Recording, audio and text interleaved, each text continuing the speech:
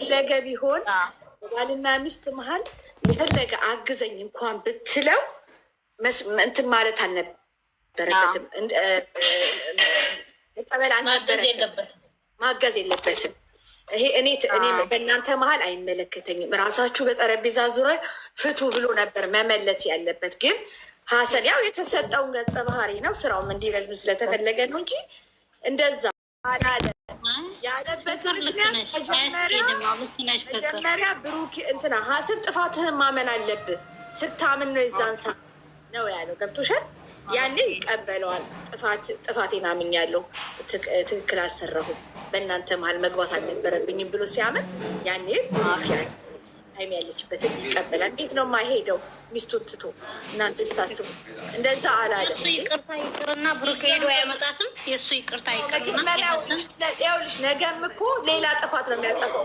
አንዳንድ ሰው በህይወት ውስጥ ሲመጣ ሁል ጊዜ ዝም ብለሽ የምታልፊው ከሆነ ነገም እንዲህ ነው የሚመጣውና ጥፋቱን ማመን አለበት። በቃ ይደርሳል፣ እሱ ይደርሳል ብዬ ነው ማሬ፣ እሱ ይደርሳል። አይደለም አለ ይሄ ደግሞ በስራው ደግሞ እንደ ስራው ደግሞ እኛ ለራሳችን አይዲያ ይደርሳል እንበል፣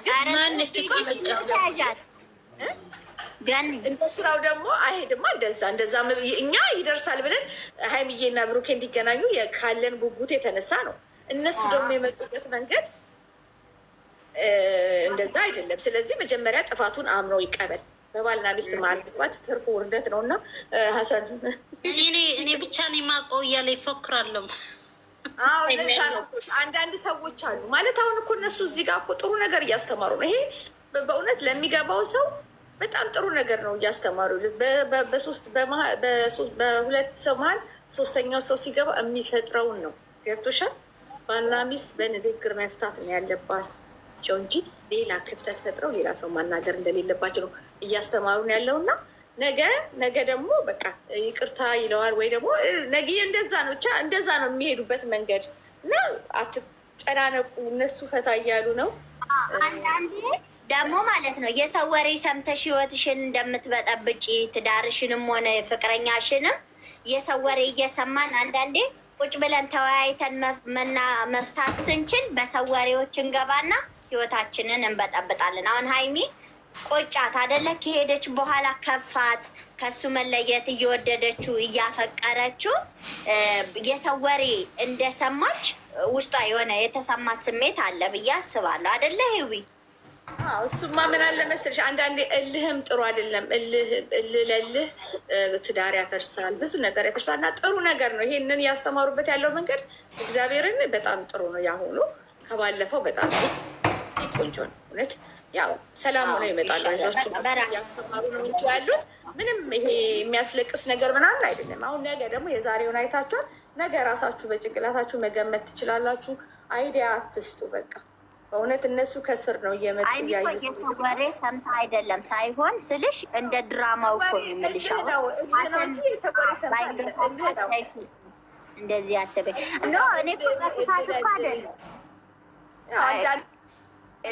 ፍቅር ስትሆኝ እኮ ፍቅር እኮ አንቺ እኮ ስታፈቅሪ እኮ ሴት ልጅ እኮ ለምትወደው ሰው ሁሌ አንዳንዴ እኮ ዝም የሚል ሰው መጥፎ ነው። ግን እንዲህ የምትናገሪ ምን ከሆነ ግን ፍቅር ነው። አሁን የሀይሚ በቃ የእኛን የሴቶችን ባህሪ ነው። እኛ እኮ ስናፈቅር እኮ ነጭናጮች እንሆናለን። በቃ ያልሆነው በሆነው ነገር የምናሳየውን ፊሊንግ ነው እያሳየች ያለችው ነው። በጣም አሪፍ ነው እውነት። እና ነገ መልካም ቀን ይሆናል። ነገ ጥሩ ይሆናል። አታልቅሱ። ከትላንትናው ዛሬ ደስ ይላል። ያው ሀይሚዬ ብትናፍቀንም ነገ ከነገ ወዲያ ደግሞ እንላለን።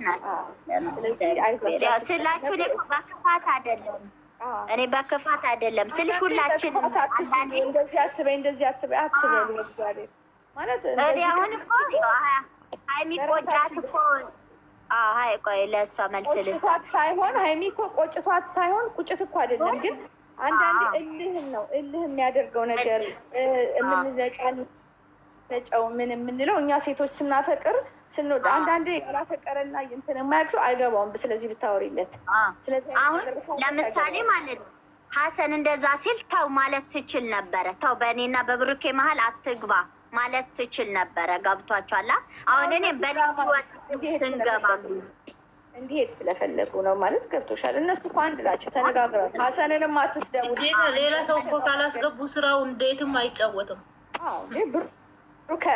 ከሌለ ካርታ ትጫወቻለች፣ ጆከር ከሌለ ሀሰንም እኮ የተሰጠውን ገጸ ባህሪ ነው እንጂ ለእነሱ መጥፎ አይደለም። የእውነት ካርታውን ካርታ የሚጫወት ሰው ካወቃችሁ ለቅሶ ቤት ምናምን የሚጫወቱትን ጆከር ከሌለ ካርታው እኮ ካርታ አይሆንም። እንደብል ነው የሚያመጣው ወለድ ስለሚያመጣ ማለት ነው። ሁላችንም እኮ ተማሩበት። አንዳንድ ጥሩ ነገሮችን ስታዩ ውሰዱበት። እውነት እልህ ቤት አንዲት ቃል እንኳን ኖር ከሌ እንዲህ ባይለኝ ብለን የምንቆጭበት ነገር የለም። እንኳን ትምህርቱ ሲቀር ማሬ እነሱ ሰላም ይሆንልን እንጂ ላግዝ የሚባልበት መንገድ አይደለም። በሁለት ባልና ሚስት መሀል አንተ አግዘኝ ስትል እኔ አግዛለሁ፣ እሷም አግዥኝ ስትል አግዛለሁ የሚባል ነገር የለም። በትዳር ውስጥም በጓደኝነትም ግን እነሱ ያው እኛን ሊያስተምሩበት ለአንዳንድ ሰዎች ለማስተማሪያ የሚወጡበት መንገድ ነው እና በክፋት አትዩት። የዛሬው ደህና ነው፣ ነገ ደግሞ መልካም ይሆናል ከዚህ የበለጠ እና ምንም አትጨናነቁ። እነሱ አይለያዩም። እነሱ እዩላቸው፣ እነሱን በደንብ እዩላቸው። ቻናላቸውን ዞር አድርጉላቸው። እኔ እያናደደኝ ያለው ማለት ነው ህውዬ ይቅርታ አድርጌልኝና ማለት ነው ሀሰንን በጣም ነው የምጠላው። በጣም ከዚህ አትበይ። ለምን በእኛ አስጨርሽ አዳምጪኝ።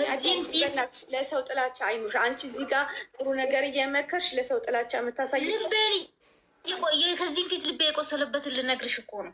ልቤ እመቤቴን ነው የምልሽ። ልቤ ጭራሽ የተሳደበ አልነበረም። እስከ ዛሬ አልተፈታበትም። ሀይሚ ያኔ የዛሬ አመት ብሩኬ ዱባይ ሲሄድ እዛ ያለቀሰችው እንባ ልቤን የሆነ ነገር ነው ከውስጤ ብጥስ ያደረገው ከሀሰን ላይ እግዚአብሔርን ነው የምላችሁ። እኔ ምንም ነገር ያ አልፎ እኮ አሁን አዲስ ህይወት ጀምረዋል እኮ አሁን ያሉበትም ማሰብ አለብሽ። አሁን ደግሞ አዲስ ህይወት ነው። እነሱ ሀሰን እንዲያደርገን ብለው አላወሩልንም አይደለም። አንዳንዴ እኮ በክፋት አናስበው። እነሱ ተነጋግረው ተሳስበው ከኛ እኮ እነሱ ነው የሚቀራረቡት። እኛ ለምን እርስ በርስ እንጣላለን? እኛ እንጣላለን። ለምን ክፉ ነገር እናወራለን? እነሱ አጣላን ብለው አውርተውልናል? አላወሩልንም። እነሱ ፍቅር ናቸው። ከእኛ በ30 ደቂቃ ቪዲዮ ነው የምናየው። ከዛ በኋላ እኮ እነሱ አብረው ቡና ይጠጣሉ፣ ምግብ ይበላል። እነሱማ ፍቅር ቢሆኑ ወደ ለሀይሚ ተመልሳ አግዘኛለችው። እኛ ግን ስለዚህ እንደዛ ማሰብ አለብሽ። ገና ወደ ፍቅር ሊገቡ ነው እንጂ ፍቅር ላይማ አይደለም። መጥፎ ነገር አትናገሩ። ነገ መልካም ይሆናል። ጥሩ ነው። ትናንትና የተናገርነው ነው የመጣው። ምንም አይደለም። ደስ ይላል። ብቻ ይሁን። መምጣትም ያለበትም ደግሞ ስቴፑ እንደዛ ነው። ሲጀመር ራሱ የግድ ሀይሚዬን መጠበቅ አልነበረባችሁም። ዛሬ ትመጣለች ብላችሁ ቦታውን የሚያውቀው ሀሰን እኔና እኔ ብቻ ነኝ ብሏል እኮ ዛሬ። የሚያውቀው ቦታ የግድ መናገር ያለበት ሀሰን። ስለዚህ እኮ ዛሬ ለምን አልነገረውም ታዲያ እንዴ?